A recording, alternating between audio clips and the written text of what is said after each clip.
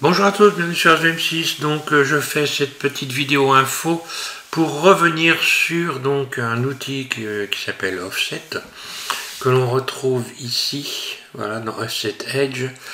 Et donc je vous ai fait donc récemment un casse-tête numéro 6 où je vous ai parlé de cet offset en fait que j'ai plutôt mal développé. Donc vous remarquez que j'ai supprimé le casse-tête.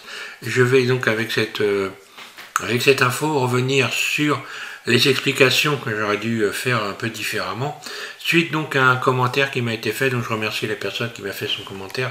Bon bah forcément le commentaire a disparu puisque j'ai supprimé la vidéo, hein.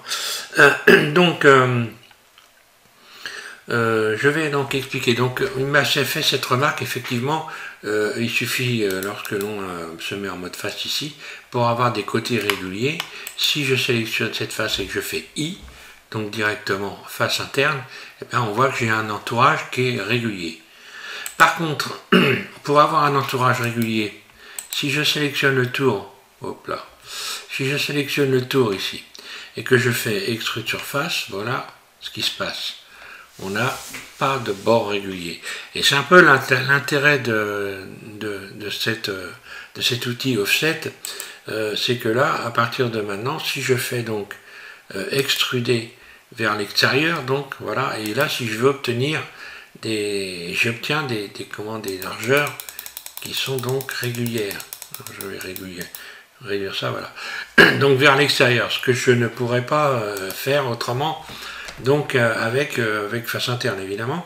Donc autre chose qui est intéressant à savoir, c'est dans cet outil, si vous faites ici Offset, vous avez automatiquement ici voilà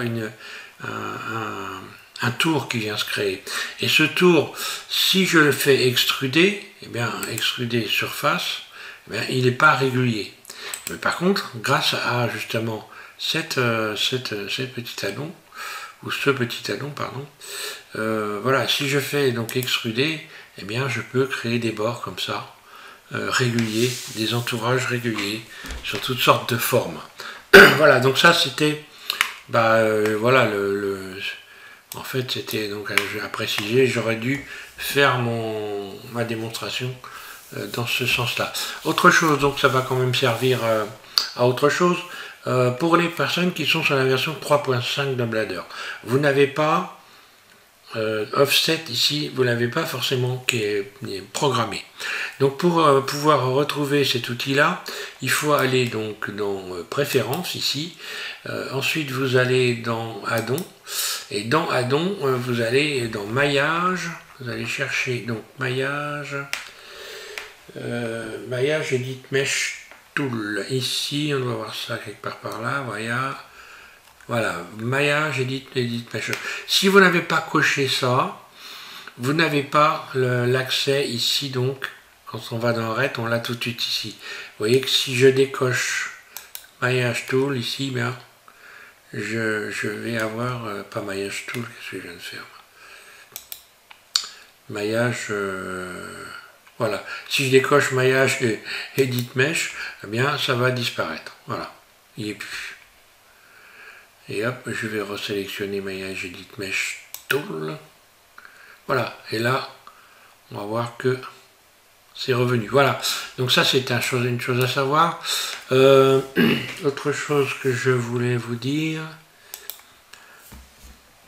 Ah oui, au sujet de... Alors vous remarquerez que j'ai modifié un peu mon interface et j'ai, lorsque je clique sur les vertices, vous voyez j'ai des gros vertices, hein, voilà.